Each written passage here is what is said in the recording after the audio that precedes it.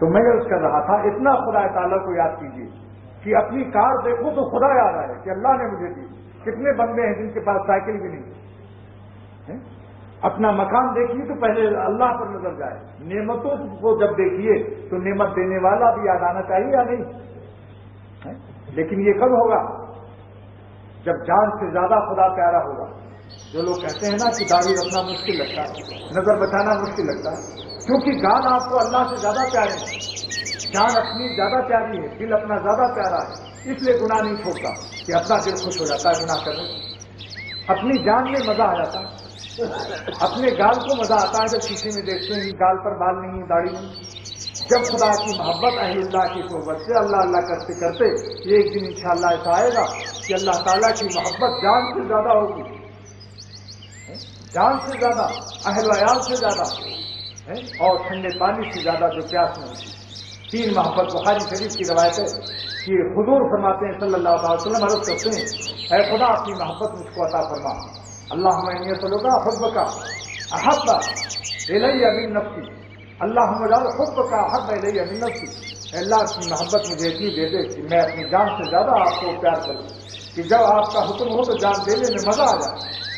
یہ نہیں کہ مجبوراً کیا کہوں صاحب, کیا کہوں جہاد میں جان دینے کا حکم ہو گیا. نہیں, جان دینے کے لیے آپ مست دیوانے رہیں, ایسی محبت خدا عطا کر دیں. تو جب جان سے زیادہ اللہ پیارے ہوں گے پھر آپ کو کوئی پرواہ نہیں ہوگی. جان کو کتنی ہی تکلیف ہو آپ روزہ رکھیں, جان کو کتنا ہی تکلیف ہو آپ نگاہ عورتوں سے بچا لیں, جان کو کتنا ہی تکلیف ہو حرام آمدنی 5 کروڑ روپیہ ملنے والا ہے کہیں سے, لیکن معلوم ہے اس میں کچھ گڑبڑ ہے.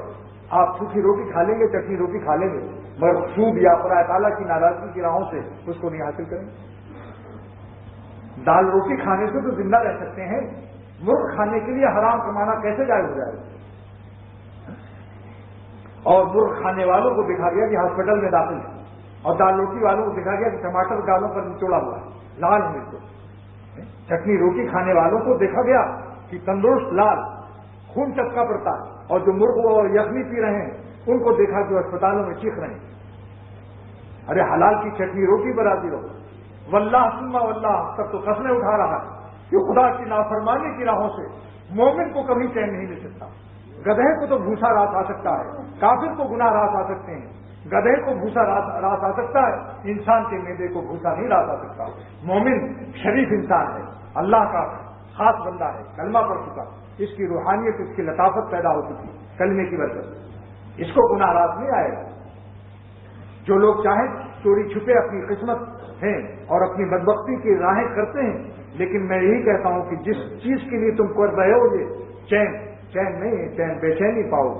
پریشر اور ہائی ہو جائے, ہائی بلڈ پریشر اور کشمکش بڑھ جائے.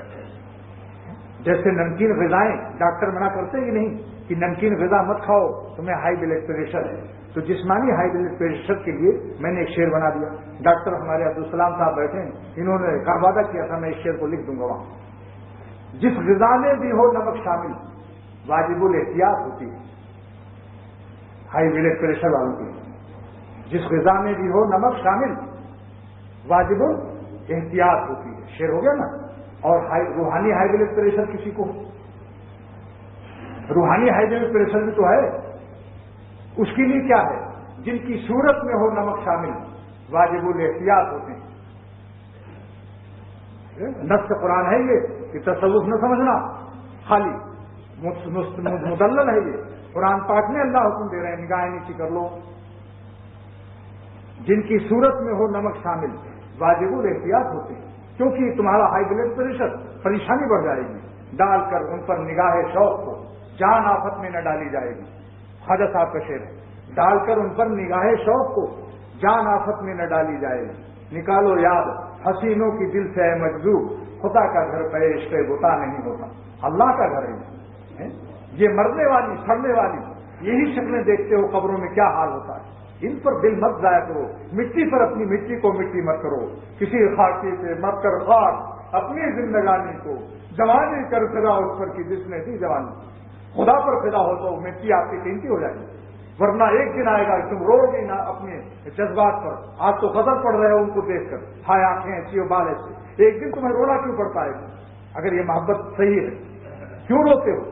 کیوں بگڑا ہوا جغرافیہ دیکھا نہیں جاتا؟ جب نقشہ چہرے کا بدل جاتا ہے پھر کیوں منہ پھیرتے ہو اور یہ شعر اختر کا پڑھتے ہو؟ بگڑا ہوا جغرافیہ دیکھا نہیں جاتا ہے مگر دیکھ رہا. ادھر جغرافیہ بدلا، ادھر تاریخ بھی بدلی، نہ ان کی ہسٹری باقی نہ اپنی ہسٹری باقی. اللہ والوں کی صحبت کو سبسکرائب. یہ چیزیں، چاند جس دن چاند 14ویں رات کا ہوتا ہے آسمان پر پورا روشن، سمندر کے موجوں میں تلاطم بڑھ جاتا ہے. اللہ تعالیٰ نے حکم دیا کہ یہ زمین والے چاند جو ہیں ان سے بھی اپنی نگاہوں کو بچاؤ، ورنہ تمہارے قلب کے سمندر میں طوفان آ جائے گا، تمہارا دین برباد ہو جائے گا، کشتیاں الٹ جائیں گی. جس دن 14ویں رات کا چاند ہوتا ہے کتنی کشتیاں اور جہاز الٹ جاتے ہیں اگر ان کا لنگر مضبوط نہ ہو. طوفان بڑھ جاتا ہے، اس کی کشش ہوتی ہے. تو زمین کے چاندوں سے بھی حکم دیا کہ دیکھو ان سے نظر بچاؤ، مگر کیا ملے گا ان سے نظر بچانے پر؟ خدا ملے گا. توڑ ڈالے مہو خورشید ہزاروں ہم نے، شاعر اثر گونڈوی فرماتے ہیں، جگر کے استاد اللہ والے تہجد گزار. توڑ ڈالے مہو خورشید ہزاروں ہم نے، یعنی ہم نے ہزاروں چاند و سورج سے اپنی نظر کو بچایا ہے. توڑ ڈالے مہو خورشید ہزاروں ہم نے، تب کہیں جا کے دکھایا رخ زیبا تم نے. تب اللہ ملتا ہے. دل ویران میں خدا کی قرب کا خزانہ دفن ہوتا ہے. دل کو پہلے ویران کرتے ہیں پھر وہ آباد کرتے ہیں اپنی محبت سے.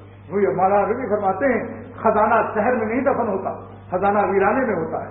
ہماری خواہشات کو توڑا، لذت درد خستگی کب دیتے ہیں؟ شاعر اصغر گونڈوی کا شعر ہے، لذت درد خستگی دولت دامنے سے ہی دامن ہو گئے. سب خواہشات ختم تو نہیں ہوئے مگر ان پر عمل نہیں کیا گیا. شیطان کہتا تم تو بڑے نامراد ہو، تمہاری کوئی آرزو پوری نہیں ہو رہی. لیکن اصغر گونڈوی رحمۃ اللہ علیہ فرماتے ہیں لذت درد خستگی دولت دامنے سے ہی توڑ کے سارے حوصلے مجھ کو اب یہ سلا دیا. لذت درد دیتے ہیں اسی کو جو اپنے ہیں. آج دیکھو عبادت کرنا آسان، تہجد پڑھنا آسان، نظر کیوں نہیں بچاتے ہوں؟ تو نے ان کی راہ میں طاعت کی لذت بھی چکھی، ہاں شکست آرزو کا بھی مقام قرب دیکھ. یہ میرا شعر ہے اپنا.